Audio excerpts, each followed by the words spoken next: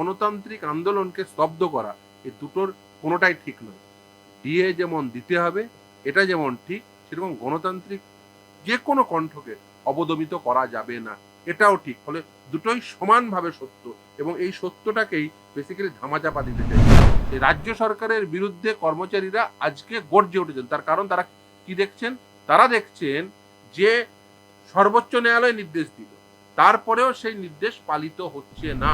এবং আমি মনে করি সাধারণ কর্মী, সাধারণ জনগণের এই যে অধিকার, সাধারণ কর্মী, সরকারি কর্মচারী বা জনগণের অধিকার, এই দুটো অধিকারের মধ্যে কোনো প্রকার কনফ্লিক্ট নেই। একজন বেকার, তিনি যুবসাথী পেলে তার আরো বেশি পরিমাণ যুবসাথী টাকা পাওয়া সকলের, তৃণমূলী কর্মচারী সংগঠন, বামপন্থী কর্মচারী সংগঠন, ডানপন্থী কর্মচারী সংগঠন, প্রতিটি কর্মচারীর লড়াই। কারণ ডিএ সকলে পাবে। দেখুন, ডিএ যে কর্মচারীদের আইনসঙ্গত অধিকার, সেটা 7 বার জয়ের পরে সেটা একেবারে প্রতিষ্ঠিত হয়েছে। সুপ্রিম কোর্ট বলে দিয়েছে ডিএ কর্মচারীদের আইনসঙ্গত অধিকার। 25% এরিয়ার ডিএ ইমিডিয়েট মিটিয়ে দিতে হবে। বাকি এরিয়ার ডিএ কত হবে তার জন্য একটি কমিটি তৈরি করে দিয়েছে, এবং সেই কমিটি সেই বাকি এরিয়ার ডিএ কতগুলো ইনস্টলমেন্টে দিতে হবে সেটা রাজ্য সরকারের যে ক্যাপাসিটি, সেগুলো সমস্ত কিছু অ্যাডজাস্ট করে তারা ঠিক করবেন কতগুলো ইনস্টলমেন্টে বাকি টাকাটা পেমেন্ট করতে হবে। এখন রাজ্য সরকার সেই 25% এরিয়ার ডিএ এখনো পর্যন্ত দেয়নি। ফলে কর্মচারীরা বাধ্য হচ্ছেন যে তারা গণতান্ত্রিক পথ অবলম্বন করে গণতান্ত্রিক আন্দোলন করতে, এবং কেউ যদি গণতান্ত্রিক আন্দোলন ভাঙতে চায় তাহলে বুঝতে হবে তারা গণতন্ত্রের বিরুদ্ধচারণ করছেন। গণতন্ত্রের বিরুদ্ধচারণ করলে তার পরিণতি ভয়ঙ্কর হয়, প্রথম। দ্বিতীয় হচ্ছে, দেখুন, এই অধিকার তো সংবিধান দিয়েছে, সংবিধান স্বীকৃত অধিকার, যে একজন কর্মচারী যে অধিকার রয়েছে, একজন সাধারণ মানুষের সেই অধিকার আছে, নিশ্চিতভাবে কর্মচারীর জন্য তার জন্য কিছু এক্সট্রা আপনি বলতে পারেন যে অব্লিগেশন থাকে, কিন্তু সেই অব্লিগেশন কখনোই তার যে আইনসঙ্গত মৌলিক অধিকার সেটাকে খর্ব করতে পারে না। ডিএ যেমন আইনসঙ্গত অধিকার, সেরকম আমাদের সংবিধান সমস্ত নাগরিককে কিছু মৌলিক অধিকার দিয়েছে, সেই মৌলিক অধিকার খর্ব করতে পারেন না। আর রাজ্য সরকার যদি মনে করেন যে একটা নোটিশ দিয়ে সেই মৌলিক অধিকারকে খর্ব করব, তাহলে কিন্তু সেটাও কিন্তু সংবিধান স্বীকৃত মৌলিক অধিকারের একেবারে বিরুদ্ধচারণ করে, ফলে সেটাও কিন্তু স্যাটিসফাইবল। ফলে এটা নিশ্চিতভাবে বলা যায় যে একদিকে ডিএ না দেওয়া, অপরদিকে ডিএ গণতান্ত্রিক আন্দোলনকে স্তব্ধ করা, এই দুটোর কোনোটাই ঠিক নয়। ডিএ যেমন দিতে হবে এটা যেমন ঠিক, সেরকম গণতান্ত্রিক যে কোনো কণ্ঠকে অবদমিত করা যাবে না, এটাও ঠিক। ফলে দুটোই সমানভাবে সত্য, এবং এই সত্যটাকেই বেসিক্যালি ধামাচাপা দিতে চাইছেন। দেখুন, ডিএ দিতেই হবে। এখনো পর্যন্ত রাজ্য সরকারের পক্ষ থেকে একটা মিসেলিনিয়াস অ্যাপ্লিকেশন করা হয়েছে, তারা রিভিউ করেছেন।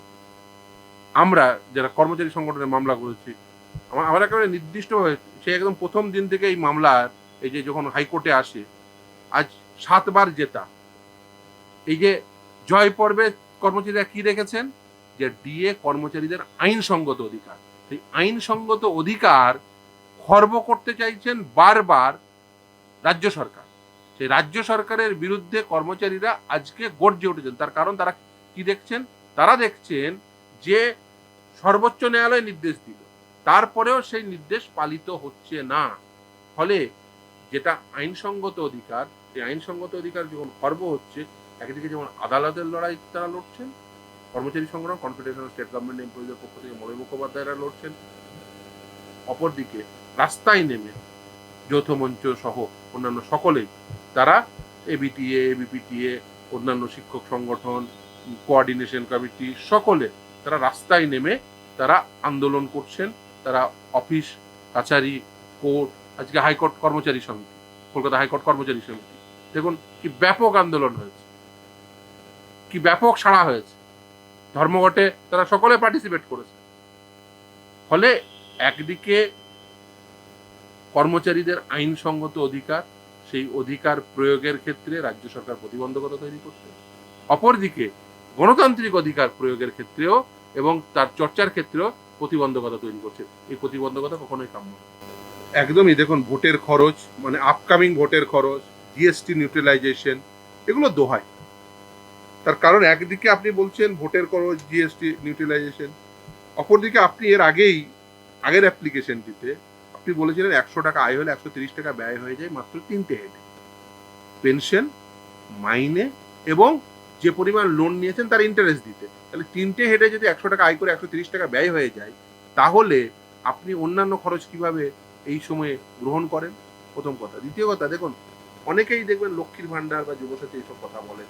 আমি মনে করি এবং এটা বাস্তব, মানে আপনি যদি বাজেটারি অ্যালোকেশন হিসেবে দেখেন, যে যুবসাথী বা লক্ষ্মীর ভান্ডারের সাথে ডিএ পাওয়ার কোনো প্রকার সংঘাত নেই। তার কারণ সরকার যখন বাজেট তৈরি করে, সেই বাজেটের দুটো অংশ থাকে, একটা হচ্ছে স্থায়ী খরচ, একটা হচ্ছে অস্থায়ী খরচ। এই যে ধরুন মাইনে, পেনশন, এই যে লোনের ইন্টারেস্ট, এগুলো হচ্ছে স্থায়ী খরচ। অপরদিকে যেগুলো এই নতুন প্রকল্প ঘোষণা, সেগুলো হচ্ছে কিন্তু অস্থায়ী খরচ। ফলে এই স্থায়ী খরচ এবং অস্থায়ী খরচের মধ্যে কোনো প্রকার সংঘাত নেই। রেদার আমি বলবো স্থায়ী খরচ, এটাই কিন্তু মানে রিচুয়াল, স্থায়ী খরচটাকে আগে বরাদ্দ করতে হয়, তারপরে অস্থায়ী খরচ। আর আপনি যদি স্থায়ী খরচের সঠিক ক্যালকুলেশন করতেন, তাহলে কিন্তু আজকে এই অস্থায়ী খরচের জায়গাটার সঙ্গে এর কনফ্লিক্ট তৈরি হতো না। আর আমি মনে করি ডিএর সাথে যুবসাথী বা লক্ষ্মীর ভান্ডারের কোনো প্রকার কনফ্লিক্ট নেই। এটা দুটোই একসঙ্গে দেওয়া যায় এবং একসঙ্গেই দেওয়া উচিত। এবং আমি মনে করি সাধারণ কর্মী, সাধারণ জনগণের এই যে অধিকার, সাধারণ কর্মী, সরকারি কর্মচারী বা জনগণের অধিকার, এই দুটো অধিকারের মধ্যে কোনো প্রকার কনফ্লিক্ট নেই। একজন বেকার তিনি যুবসাথী পেলে তার আরো বেশি পরিমাণ যুবসাথী টাকা পাওয়া উচিত। তার কারণ রাষ্ট্রের দায়িত্ব হওয়া উচিত শিক্ষা দেওয়া, রাষ্ট্রের দায়িত্ব হওয়া উচিত স্বাস্থ্য পরিষেবা দেওয়া, রাষ্ট্রের দায়িত্ব হওয়া উচিত কর্মসংস্থান দেওয়া। আমাদের দেশে রাইট টু এমপ্লয়মেন্ট নেই, equal opportunity in public employment সেটা ফান্ডামেন্টাল রাইট, অর্থাৎ চাকরির ক্ষেত্রে সমান অধিকার পাওয়া, সমান সুযোগ পাওয়া, সেটা মৌলিক অধিকার, কিন্তু চাকরি পাওয়াটা অধিকার নয়। আমি মনে করি যে সংবিধানে এই অধিকারটা ইনকর্পোরেট হওয়া উচিত। দেখুন আমাদের সংবিধানে অ্যামেন্ডমেন্ট এসে 21A এসছে, আর্টিকেল 21 6 থেকে 14 বছর বয়স্ক প্রতিটি শিশুকে এলিমেন্টারি এডুকেশন দিতে হবে। এটা কিন্তু সংবিধানে সংশোধন হয়ে এসেছে। রাইট টু লাইফ যেমন আমাদের অধিকার রয়েছে, আমাদের প্রাণের অধিকার রয়েছে, সেই প্রাণের অধিকারের যে আর্টিকেল 21, সেখানে অ্যামেন্ডমেন্ট নিয়ে এসে 21A নিয়ে ইনকর্পোরেট করে সেখানে 6 থেকে 14 বছর বয়স্ক শিশুকে একেবারে এলিমেন্টারি এডুকেশন দেওয়ার অ্যামেন্ডমেন্ট এসেছে। আমি মনে করি একইভাবে রাইট টু এমপ্লয়মেন্ট আসা উচিত। প্রতিটি নাগরিকের কর্মসংস্থানের ক্ষেত্রে তাদের এই স্বীকৃতি পাওয়া উচিত যে সেটি একটি মৌলিক অধিকার হিসেবে গণ্য হবে, এবং সংবিধানের সংশোধন এনে প্রতিটি নাগরিককে এই অধিকার দেওয়া উচিত। একটি নির্দিষ্ট বয়সসীমার মধ্যে এই অধিকার একেবারে বেঁধে দেওয়া উচিত, যে এই বয়সসীমা হলে সেটা হতে পারে 25 থেকে 45 হতে পারে, 20 থেকে 50 হতে পারে, এই বয়সকালের সমস্ত মানুষকে, বা 20 থেকে 60 হতে পারে, সেটা নিয়ে চর্চা হতে পারে, ওরা দেশব্যাপী চর্চা হওয়া উচিত। এবং আমি মনে করি রাইট টু এমপ্লয়মেন্ট এই আইন আসা উচিত, এবং রাইট টু এডুকেশন এসছে, সেরকম রাইট টু এমপ্লয়মেন্ট আসা উচিত।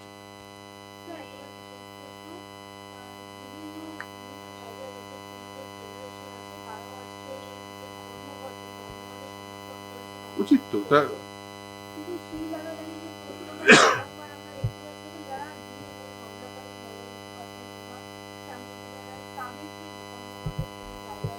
না, তারা নৈতিক সমর্থন করেছে, মলয়বাবু এবং শ্যামলবাবু তারা সমর্থন করেছে। অবশ্যই তারা এই যে ধর্মঘট, আমার কিছুক্ষণ আগেই কথা হয়েছে, তারা এই ধর্মঘটকে অবশ্যই তারা সমর্থন করে, মূল মামলাকারী মলয় মুখোপাধ্যায় এবং শ্যামল বাবু উভয়েই, এবং তারা বিবৃতিও দিয়েছে।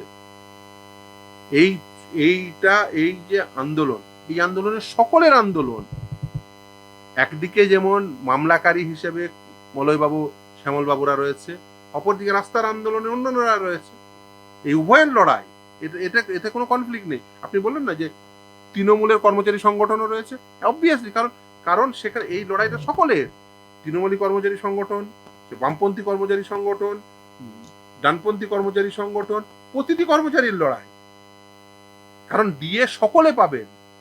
এই ডিএতে এটা নয় যে উনি সিপিএম, উনি কংগ্রেস, উনি বিজেপি, উনি তৃণমূল, এইরকম বেছে বেছে দেওয়া হবে তা তো নয়, যিনি পাবেন, যদি পান সকলেই পাবেন।